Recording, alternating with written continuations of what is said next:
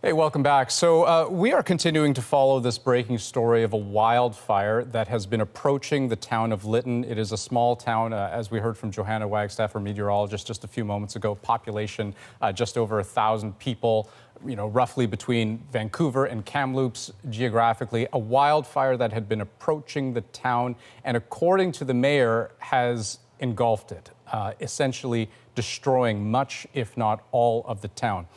What we know about the series of events that led up to this moment is that just hours earlier this evening, they noticed a shift in the wind.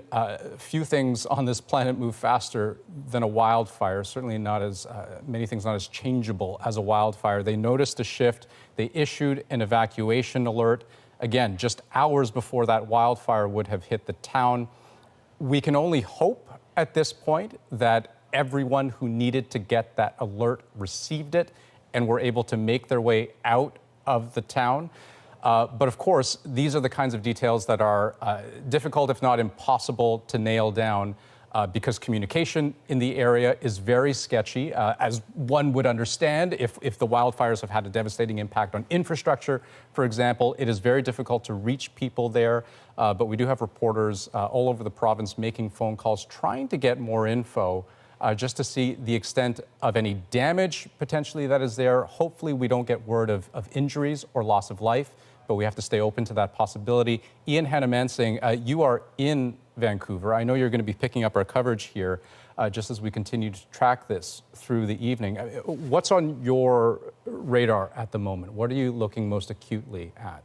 Well, Andrew, as you mentioned, we saw the word from the mayor a few hours ago. It is so dire to hear a mayor, even of a small community, talk about that entire community essentially being on fire. What exactly does that mean? How extensive has the damage been? As you said, was everybody able to get out of that town or small town safely? So those are some of the things we're looking at.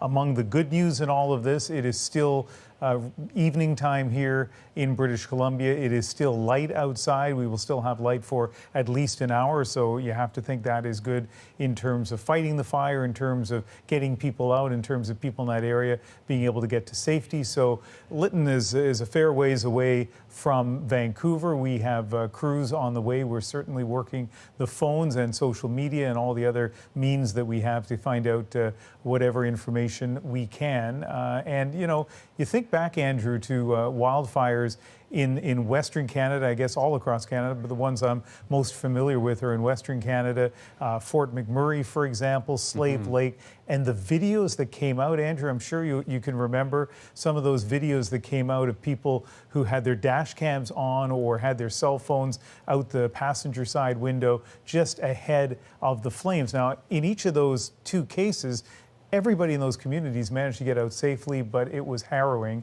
And as you said earlier, of course, we're hoping that the same thing here. But, you look at those pictures on the screen right now, and it gives you a sense of what kind of impact fires like that can have, not just on the things that are on fire, but with all of that smoke around, the confusion that it creates.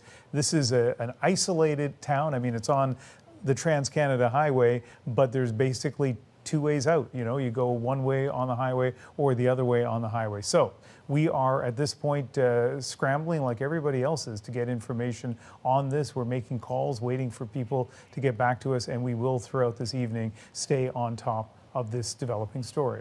All right, we'll be watching. That's the National for this hour. Have a good night.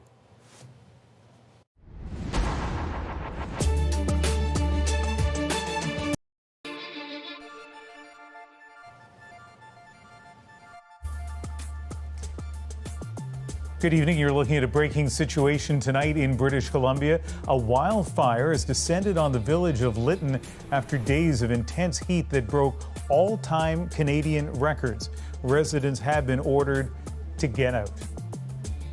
Even before tonight, that village was probably well known to you in this heat wave, which has been going on since Friday. We kept hearing references to Lytton. It broke 3 all-time Canadian heat records. Katie Nicholson has been following the story for us from here in British Columbia. And Katie, what's the latest?